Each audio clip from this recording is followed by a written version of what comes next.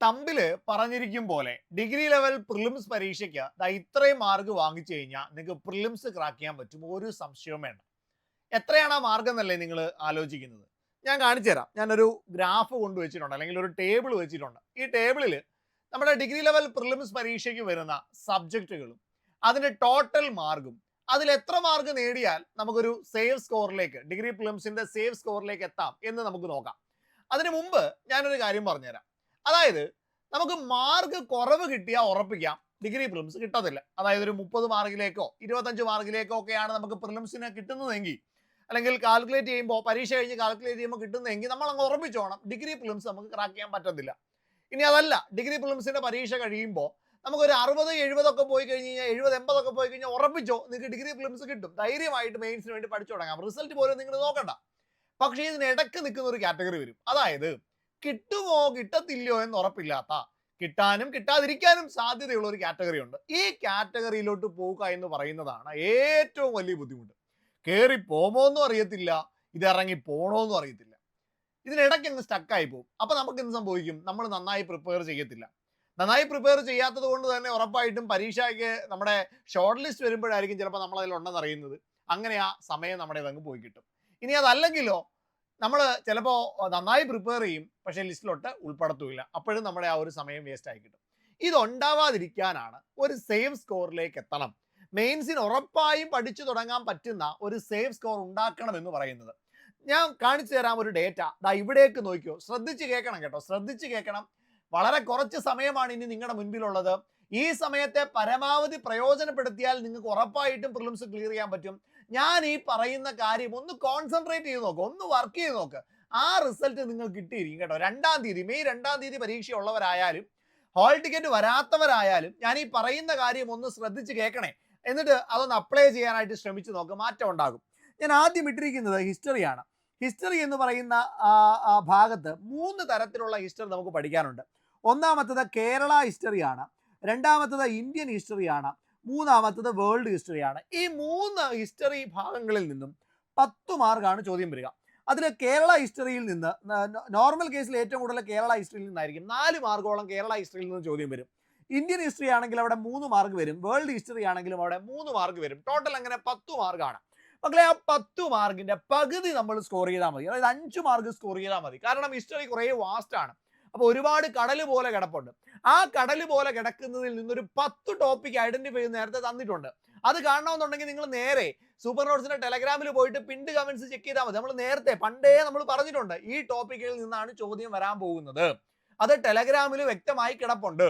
ആ പറയുന്ന ഭാഗങ്ങളുണ്ടല്ലോടാ, ആ 10 ഭാഗങ്ങൾ പഠിച്ചാൽ തന്നെ ഇതങ്ങ് ഉറപ്പിക്കാം, ഈ 5 മാർക്ക് ഉറപ്പിക്കാം, ഒരു സംശയം വേണ്ട. ഈ 5 മാർക്ക് നിങ്ങൾക്ക് ആ 10 ടോപ്പിക്ക് പഠിച്ചാൽ തന്നെ കിട്ടും. ഒരു 10 ടോപ്പിക്സ് അവിടെ പറയുന്നുള്ളൂ. ടെലഗ്രാം സെർച്ച് ചെയ്യും, സൂപ്പർ നോട്ട്സിന്റെ ടെലഗ്രാം സെർച്ച് ചെയ്യും. ഒരുപാട് ഉപകാരപ്പെടാൻ പോകുന്ന ഒരു ടെലഗ്രാം ചാനലാണ് സൂപ്പർ നോട്ട്സിന്റെ ടെലഗ്രാം ചാനൽ. ശ്രദ്ധിച്ചേ മക്കളെ, ശ്രദ്ധ പോലും കേട്ടോ. അടുത്ത് നോക്കിയേ, ജോഗ്രഫിയാണ്. ഈ ജോഗ്രഫിയുടെ പ്രത്യേകത എന്താ? അവിടെയും ഫിസിക്കൽ ജോഗ്രഫി പഠിക്കാനുണ്ട്, ഇന്ത്യൻ ജോഗ്രഫി പഠിക്കാനുണ്ട്, കേരള ജോഗ്രഫി പഠിക്കാനുണ്ട്. കുറച്ചുകൂടി വാസ്റ്റ് ആണ്. അപ്പൊ സ്വാഭാവികമായിട്ടും മാർക്ക് നോക്കിയാലോ, 5 മാർക്കാണ് പരമാവധി നമുക്ക് സ്കോർ ചെയ്യാൻ പറ്റുന്നത്. അതിൽ 2 മുതൽ 3 മാർക്ക് വരെ സ്കോർ ചെയ്താൽ മതി, കൂടുതലൊന്നും പോകണ്ട. 2-3 മാർക്ക് ജോഗ്രഫിയിൽ നിന്ന് നിങ്ങൾ സ്കോർ ചെയ്യണമെന്ന് വിചാരിക്കും. അപ്പൊ ഹിസ്റ്ററിയിൽ നിന്ന് പകുതി സ്കോർ ചെയ്താലും നിങ്ങൾക്ക് ജോഗ്രഫിയിൽ നിന്ന് 2-3 മാർക്ക് നിങ്ങൾക്ക് സ്കോർ ചെയ്യാൻ പറ്റിയാലും, അതായത് ഒരുപാട് വാസ്റ്റ് ആയിട്ട് നിങ്ങൾക്ക് പഠിക്കാനുള്ള 2 സബ്ജക്റ്റുകളാണ് ഞാൻ ഈ പറഞ്ഞത്. അപ്പൊ അവിടുന്ന് നിങ്ങൾക്കൊരു 2 മുതൽ 3 മാർക്ക് വരെ സ്കോർ ചെയ്യാൻ ജോഗ്രഫിയിൽ നിന്ന് പറ്റിയാൽ തന്നെ അത് ബെനിഫിറ്റ് ആണ്. ഇനിയും നോക്കും മക്കളെ, ഇനിയുമാണ് നോക്കേണ്ടത്. ഇനി ശ്രദ്ധിച്ച് കേട്ടോണേ മക്കളെ. Constitution and civics 10 mark, constitution 5 mark, സിവിക്സിന് 5 മാർക്ക്. മക്കളെ, ഈ 10 മാർക്കിൽ 8 മാർക്ക് നിങ്ങൾ സ്കോർ ചെയ്യണം. അതായത് കോൺസ്റ്റിറ്റ്യൂഷൻ സ്വാഭാവികമായിട്ടും പഠിക്കാൻ കുറച്ച് സിലബസേ ഉള്ളൂ. നിങ്ങൾക്ക് മുഴുവൻ പഠിച്ചെടുക്കാൻ പറ്റും, മാർക്ക് സ്കോർ ചെയ്യാനും പറ്റും.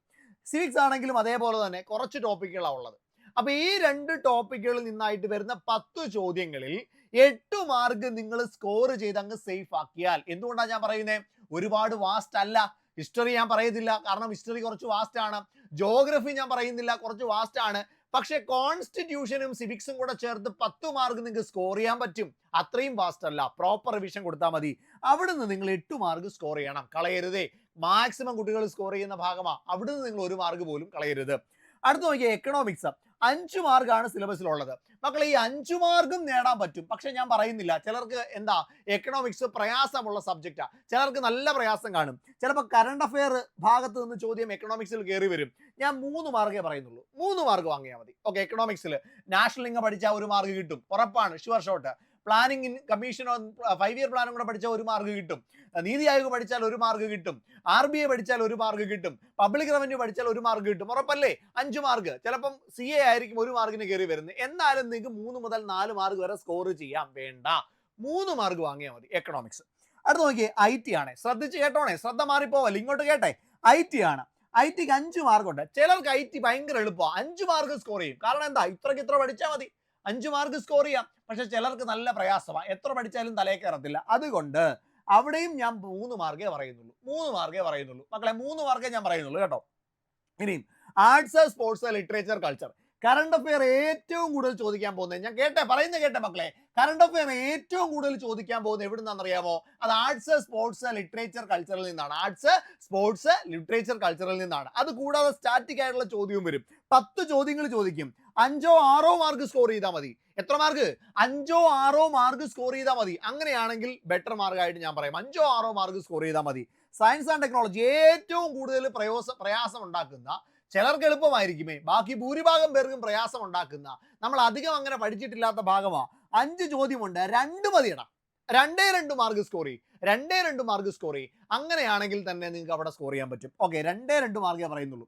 ഇനി ഈ GK ടോപ്പിക്സിൽ ചിലർക്ക് ചില ഭാഗങ്ങൾ കൂടുതൽ ഫോക്കസ് ആയിരിക്കും. ചിലർക്ക് സയൻസ് ആൻഡ് ടെക്നോളജി 4 മാർക്ക് വാങ്ങിക്കാം, പക്ഷെ അവർക്ക് കോൺസ്റ്റിറ്റ്യൂഷൻ പറ്റത്തില്ല. ആ ഒരു മാറ്റം ഉണ്ടാകും. ജനറലി ഞാൻ ഈ പറയുന്ന രീതിയിൽ അങ്ങോട്ട് പോയി കഴിഞ്ഞാൽ തന്നെ നിങ്ങൾക്ക് നല്ല സ്കോർ കിട്ടും.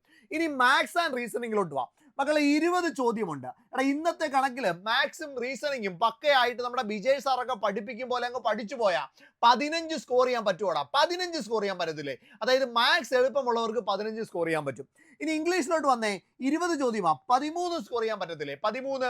അപ്പൊ ചിലർക്ക് ഇംഗ്ലീഷ് എളുപ്പവും മാത്സ് പാടുമായിരിക്കും. അങ്ങനെയാണെങ്കിൽ ഇംഗ്ലീഷിൽ 15, മാത്സിൽ 13 വാങ്ങ്. ആ രീതിക്ക് ഒരു മാറ്റം ഉണ്ടാക്കിയാൽ മതി, സെറ്റാവും. ഓക്കെ, ഇനി മലയാളം നോക്കിയടാ, 10 ചോദ്യം, 7 മാർക്ക് സ്കോർ ചെയ്യാൻ മതി. മക്കളെ, ഈ രീതിയിൽ നിങ്ങൾ സ്കോർ ചെയ്താൽ ടോട്ടൽ സ്കോർ എങ്ങനെ വന്നിക്കുമെന്ന് അറിയാമോ? 100 മാർക്കിൽ 63 മുതൽ 65 വരെ പോട്ടടാ. വീണ്ടും ഒരു 3 മുതൽ 5 മാർക്ക് വരെ പോയി എന്ന് വിചാരിച്ചോ, അപ്പോഴും നിങ്ങൾക്ക് 60 മാർക്ക് സേഫാ.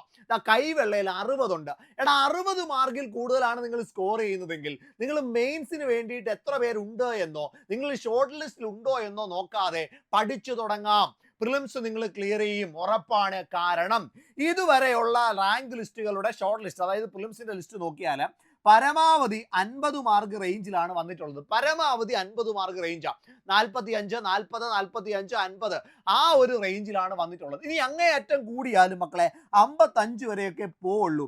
60 ആണ്, സേഫ് ആണ്, നിങ്ങൾക്ക് എന്ത് ചെയ്യാം, പഠിച്ചു തുടങ്ങാം. ഈ രീതിയിലാണ് ഇനി നിങ്ങൾ റിവിഷൻ ചെയ്യേണ്ടത്. എന്താ അതിന് ചെയ്യേണ്ടതെന്ന് അറിയാമോ? ആ സ്ട്രാറ്റജിയാണ് റിവിഷൻ പ്ലസ് മോക്ക്. നിങ്ങൾ ഇനി പുതിയത് എന്ത് പഠിച്ചിട്ടും പ്രത്യേകിച്ച് ഗുണമൊന്നുമില്ല. പഠിച്ചത് എന്ത് ചെയ്യുക? റിവൈസ് ചെയ്യുക. എത്ര തവണ റിവൈസ് ചെയ്യാൻ പറ്റുമോ അത്ര തവണ റിവൈസ് ചെയ്യുക. എത്ര തവണ മോക്ക് എക്സാം എടുക്കാൻ പറ്റുമോ അത്രയും തവണ നിങ്ങൾ എന്ത് ചെയ്യുക? മോക്ക് എക്സാം എടുക്കുക. പരമാവധി എന്ത് ചെയ്യുക? മോക്ക് എക്സാമുകൾ അങ്ങ് എടുത്തു പോകാനായിട്ട് ശ്രമിക്കുക. ഉറപ്പായിട്ടും നിങ്ങൾക്ക് എന്ത് ചെയ്യാൻ പറ്റും? ഒരു റിസൾട്ട് ഉണ്ടാക്കാനായിട്ട് പറ്റും. മക്കളെ, ഇതാണ് നിങ്ങൾ ഇനി ഫോക്കസ് ചെയ്യേണ്ട ഭാഗം. ഓക്കെ, അതായത് റിവിഷനും മോക്കും. ഞാൻ ഈ പറഞ്ഞ സബ്ജക്റ്റുകൾ മാർക്ക് കൂടുതൽ വാങ്ങാനായിട്ട് പറ്റുന്ന ഭാഗങ്ങൾ കൂടുതൽ റിവിഷൻ കൊടുക്കുക. കൂടുതൽ ടോപ്പിക്കുകൾ എടുക്കുക. അവിടെ നിങ്ങൾ ആ 50 ടോപ്പിക്സ് ഉപയോഗിക്കുക. അതിന്റെ ടോപ്പിക്കുകളൊക്കെ എവിടെ കിടപ്പുണ്ട്? ടെലഗ്രാമിൽ പിൻഡ് മെസ്സേജ് കിടപ്പുണ്ട്. ടെലഗ്രാമിൽ ഒന്ന് ജോയിൻ ചെയ്തിട്ടില്ലാത്തവരാണെങ്കിൽ ടെലഗ്രാമിൽ ഒന്ന് ജോയിൻ ചെയ്തോ. ഈ ചാനലും ഒന്ന് സബ്സ്ക്രൈബ് ചെയ്തോ. ഇതേപോലുള്ള എല്ലാ വിവരങ്ങളും ഈ ചാനലിലൂടെ നിങ്ങൾ ആദ്യം എന്ത് ചെയ്യും? ഇവിടെ അറിയും. അപ്പൊ അതുകൊണ്ട് എന്ത് ചെയ്തേക്കുക? ഒന്ന് സബ്സ്ക്രൈബ് ചെയ്ത് വെച്ചേക്കുക. ഇതിന് വേണ്ടിയിട്ട് നിങ്ങൾക്ക് മോക്ക് ടെസ്റ്റ് എവിടെ ചെയ്യാമെന്നുള്ളതാണെങ്കിൽ ഡിഗ്രി പ്രിലിംസിന്റെ ഒരു പ്രിലിംസ് ഓൺലി ബാച്ച് ഉണ്ട്. അത് ക്രാഷ് ബാച്ച് ആണ്. പ്രിലിംസിന് വേണ്ടിയിട്ടുള്ള പ്രധാനപ്പെട്ട 50 ടോപ്പിക്സിലെ ക്ലാസ് നോട്ട്, അതിന് ടെസ്റ്റ് കാണും. അത് കൂടാതെ ഒരു ടെസ്റ്റ് സീരീസ് ഉണ്ട്. ആ ടെസ്റ്റ് സീരീസിനകത്തിൽ എക്സാമുകൾ ഒരു 10ഓളം എക്സാമുകൾ വന്ന് കിടപ്പുണ്ട്. ഇനിയും വരും, അത് നിങ്ങൾക്ക് ചെയ്യാം. 100 മാർക്കിന്റെ ഫുൾ ലെന്ത് എക്സാമാണ്. അത് കൂടാതെ തന്നെ സെക്ഷണൽ എക്സാമുകൾ കിടപ്പുണ്ടാവും, ഇംഗ്ലീഷ് മലയാളം എക്സാമുകൾ കിടപ്പുണ്ടാവും, മാത്സ് എക്സാമുകൾ കിടപ്പുണ്ടാവും, ദെൻ പ്രീവിയസ് ഇയർ ചോദ്യങ്ങൾ കിടപ്പുണ്ടാവും. അപ്പോൾ ഇതൊക്കെ ഇനി ചെയ്ത് പ്രാക്ടീസ് ചെയ്ത് തറവാക്കാനുള്ള സമയമാണ്. അപ്പോൾ അതുകൊണ്ട് നിങ്ങൾക്ക് ഇതിൽ ഏത് വേണമെങ്കിലും ചൂസ് ചെയ്യാം. നിങ്ങൾ ഡിഗ്രി പ്രിലിംസിന്റെ ക്രാഷ് ഓൺലി ബാച്ച് ആണെങ്കിൽ ഈ ബാച്ചിൽ ക്ലാസ് കാണും, അതിനോടൊപ്പം തന്നെ നോട്ട് കാണും. നിങ്ങൾക്ക് പ്രോപ്പർ ആയിട്ടുള്ള മെന്റർ സപ്പോർട്ട് കിട്ടും, പ്രോപ്പർ മെന്റർഷിപ്പ് കിട്ടും.